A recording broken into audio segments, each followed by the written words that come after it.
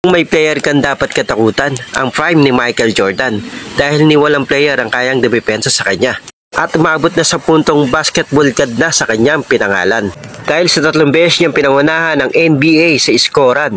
Ang 41 points per game sa finals siya pa pinakawalan. Kaliwat kanan, walang idea ang kanyang gwardiya kung saan ang kanyang pupuntahan. Di walang sumubok sa kanya sa ere at makipagsalpukan. 48 inches pa naman ang iyong sasabayan, paniguradong ikaw ay maiiwanan. Kung hindi pa sa'yo sapat ang kanyang talento at galawan, pagkat si MJ may baon, tiyak na ikay mapupuruhan dahil siya ang hari ng trastukan.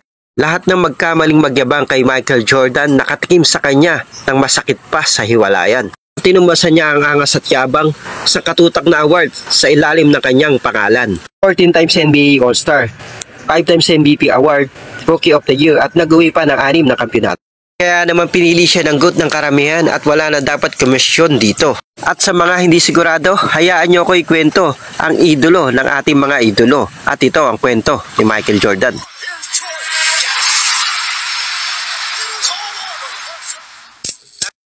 Napili si MJ 3rd pick 1984 NBA draft. Parang nakatadhana talagang si MJ sa kanilang prangkisa. At sa unang season pa lang na kanyang liga, nagpakita na siyang ibang klaseng husay bilang atleta.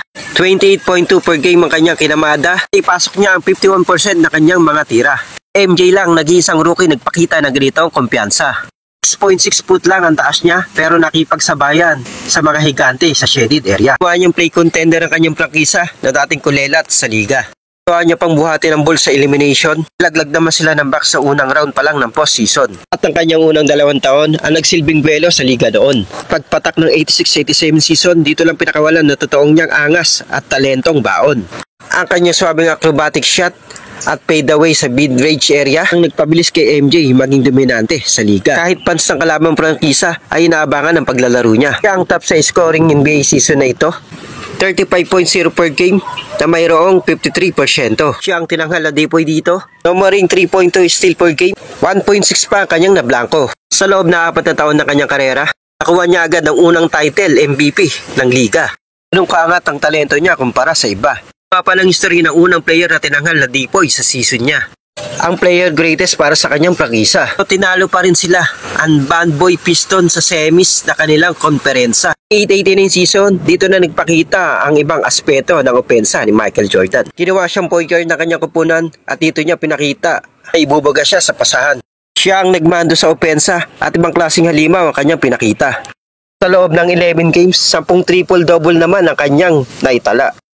33.6 per game, 11.4 rebound per game, 11 assists per game. Kaya naman napatunayan ni Michael Jordan na kahit anong posisyon na ibigay sa kanya,